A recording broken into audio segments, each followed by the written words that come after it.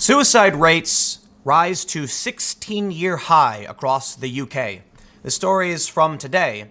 We also have a story from June. Suicide rates for US teens and young adults are the highest on record, driven by a sharp rise in suicides among older teenage boys. I can't tell you exactly what's going on. I can only give you my thoughts and opinions on why this might be happening, but I think social media is playing a huge role in this. People aren't really interacting anymore. I think that may be a big issue. But for young men, I think there's also a lack of purpose, a lack of drive, and perhaps men are just more likely to succeed. I've read before that men and women aren't necessarily more likely to try suicide, but men use more brutal methods which work more often. I've also read that women might try more, but use methods that result in them being saved. I don't know. I can't tell you for sure. We'll read the story. What I can say, though, is that in my opinion, we have seen a ridiculous trend of heightened anxiety and fear and panic among so many people. And we've also seen a dramatic loss of purpose. Young men are virgins until a large amount of them. They're not having relationships. They're not doing anything. They're playing video games. They're living in their parents' basements. They're not finding jobs. They're not going to school. We have a serious crisis. There's a cultural crisis outside the culture war. And I don't want to act like it only impacts guys. But I don't know where it goes from here. I don't know what to expect, but I can say when we see stories over and over again about, orange man bad, and a woman the other day saying, please stop wearing red hats, it seems like anxiety is reaching a tipping point, and now we're going to see stories like this. Well, let's read the story and see what's actually going on, and we'll save the commentary for afterwards. But this is in the UK, and I've got a couple other stories I want to highlight. Increase largely driven by suicides among boys and men, while self-inflicted deaths among females under 25 also see a considerable rise, reaching highest rate on record for their age group.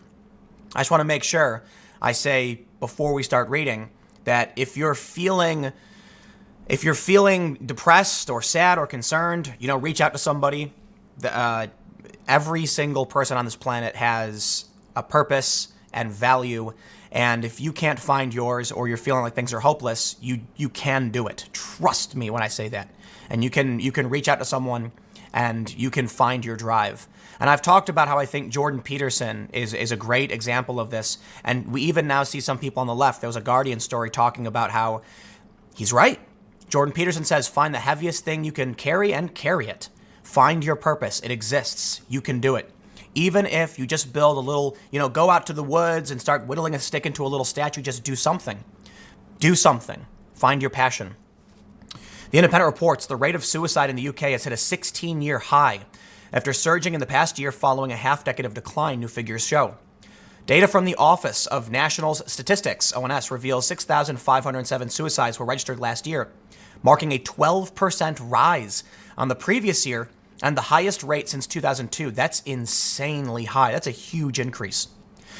The rise appears to be largely driven by suicides among boys and men, with the male rate having significantly increased from 15.5 deaths per 100,000 to 17.2.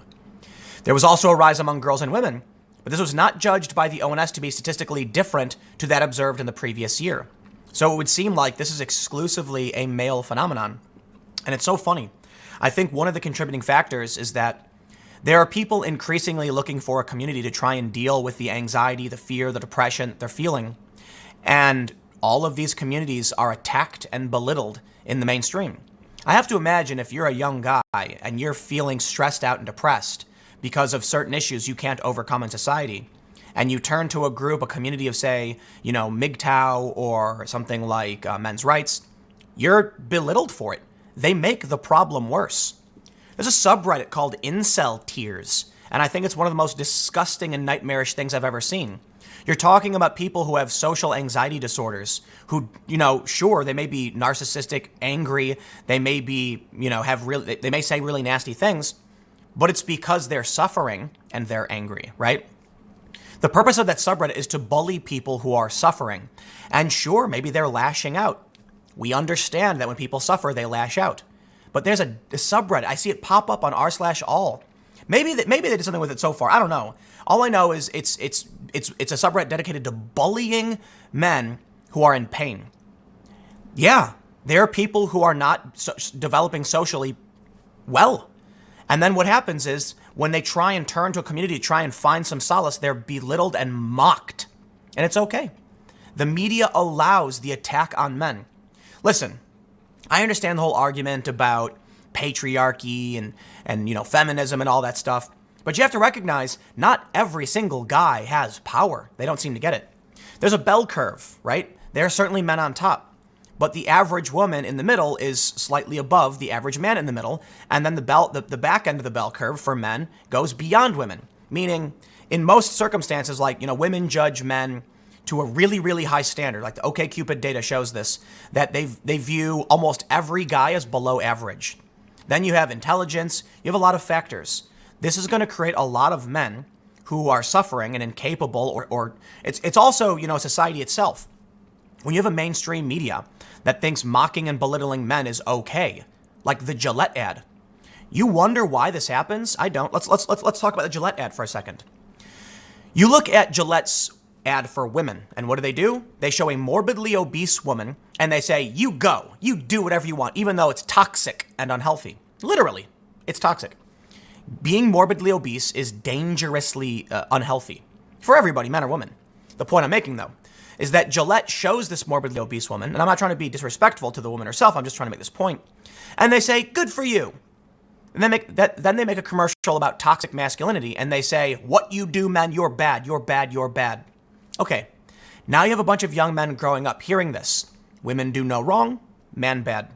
Yeah, and then we see a spike among men. It's a culture that thinks it's okay to tear someone down, period. And if you try and call this out, I'll probably get criticized for simply saying it. Seriously, let's read a little bit more. They say, however, self-inflicted deaths among females under 25 saw a considerable rise, reaching the highest rate on record for their age group. So that's interesting, even though they don't think it's statistically different from last year, it's still also reaching the highest rate on record for the age group. Males continue to account for 3/4 of suicide deaths in 2018. Nick Stripe, head of health analysis and life events at ONS, said, we saw a significant increase in the rate of deaths registered as suicide last year, which has changed a trend of continuous decline since 2013. While the exact reasons for this are unknown, the latest data show that this was largely driven by an increase among men who have continued to be most at risk of dying by suicide. What does that mean? Chief executive of the Samaritans, Ruth Sutherland, said the figures were extremely worrying and called for the issue to be considered as a serious public health issue, urging that suicide was not inevitable and was a gender and inequality issue. Every single one of these deaths is a tragedy that devastates families, friends, and communities. Whilst the overall rise has only been seen this year, and we hope it is not the start of a longer-term trend, it's crucial to have a better understanding of why there has been such an increase, she added. She also raised concern that there are no cross-departmental I don't want to get into the nitty-gritty of the hospital stuff. We'll read the conclusion here.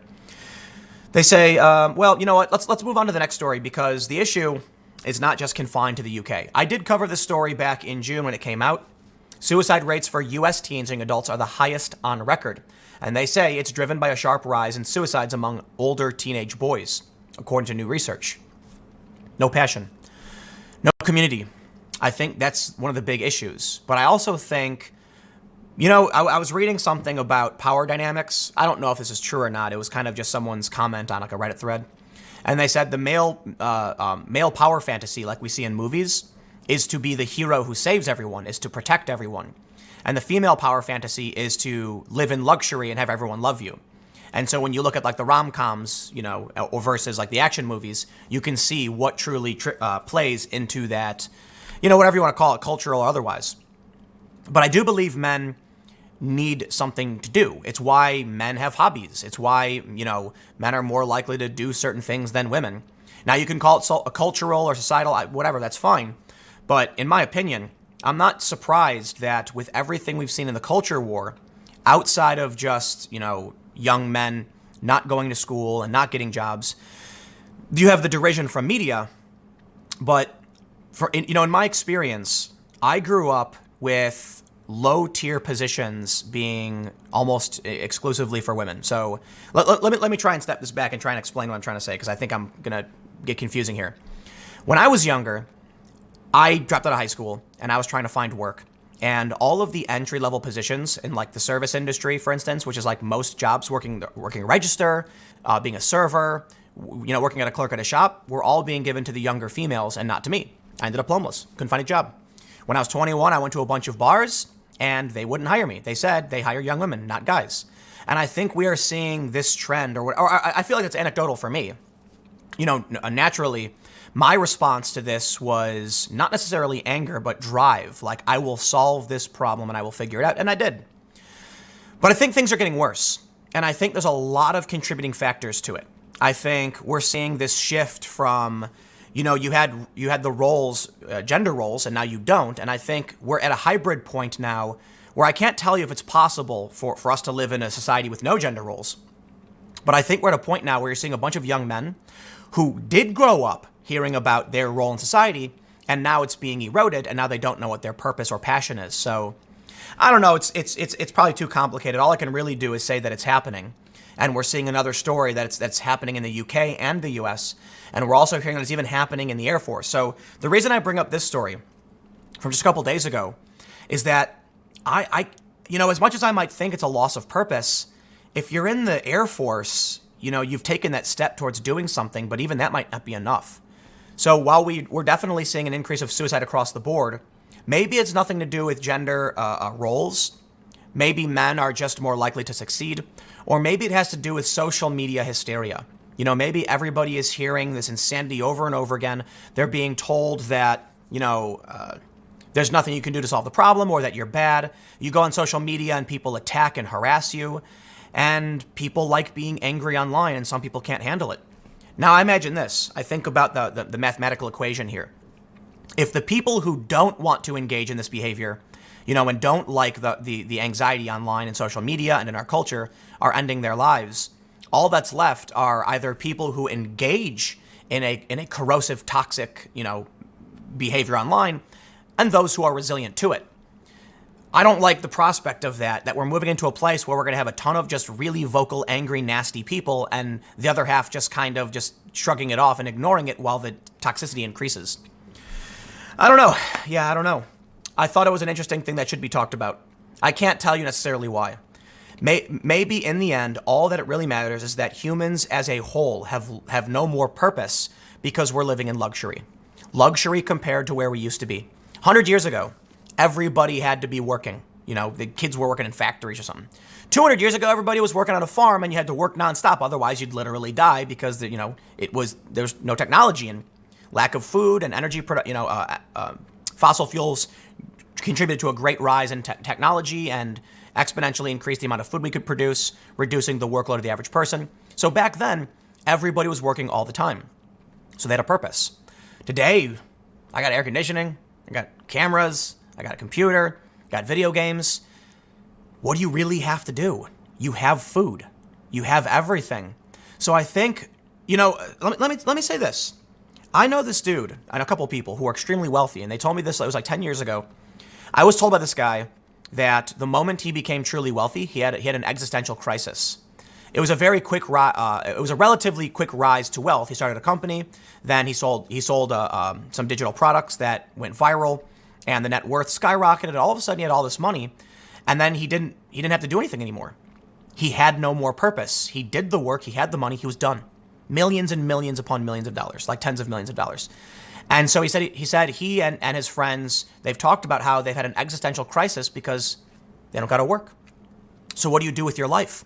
Some became depressed, sitting around, bored. While all their friends were at jobs and working all day, they had nothing to do.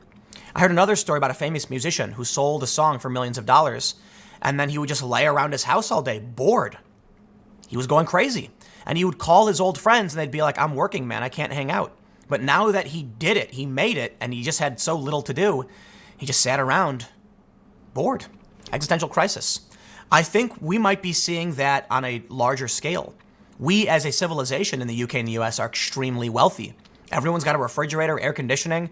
Everyone's got a comfortable life. We have cell phones. We can talk to each other like that. We can play video games all day. So what do you have to do? I think people need to discover their passion. I think that's going to be their saving grace. Like Jordan Peterson said, find the heaviest thing you can carry and carry it. Even literally. No, seriously, even literally. Like, if you can't figure out what to do, just go outside and find the heaviest thing you can carry and literally pick it up and carry it. Just exercise. You know, getting out and getting sweating and exercise actually, you know, would help. Although I understand what Jordan Peterson's trying to say. He's saying take some responsibility. Do something.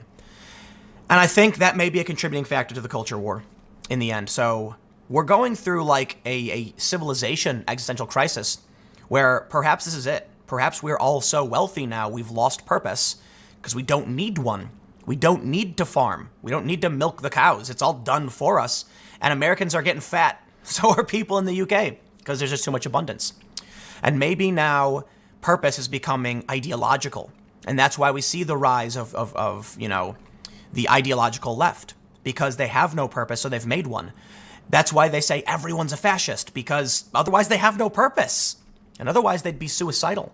And some people who can see that not everyone's a fascist might just be. I'll leave it there. Stick around. Next segment will be coming up at 1 p.m. on this channel. Seriously, if you guys are feeling down, if you're depressed, everything, words probably don't matter. I'll be honest. I feel like everyone always tries to tell you something like, hey, don't worry. But in the end, it's internal. The only thing I can really say is you'll probably feel bad, but toughen up, bucko, clean up your room, find the heaviest thing you can carry and carry it. I got a lot of respect for Jordan Peterson. I think he's worthy of criticism for a lot of, silly things he's said and done, but he's right. If you're feeling depressed, I'm not going to tell you, everything will be okay. I have no idea. All I can tell you this is find the heaviest thing you can carry and carry it. I think that's pretty sound advice from Dr. Peterson. And I think, in the end, I don't know, be strong, be stronger, overcome. I grew up watching anime, right? And I know a lot of people think it's like, they make fun of anime characters. But one thing that all of these characters had that I always was really inspired by is a refusal to give up. And the harder things became, they would respond by becoming stronger. And that's, you name an anime character. And you may not be a fan of these anime shows, but there are several characters throughout some of the biggest, shows that come out of Japan. And many of them share this characteristic. They're beaten down, they're losing, and they refuse to give up, and they respond to desperation by growing stronger.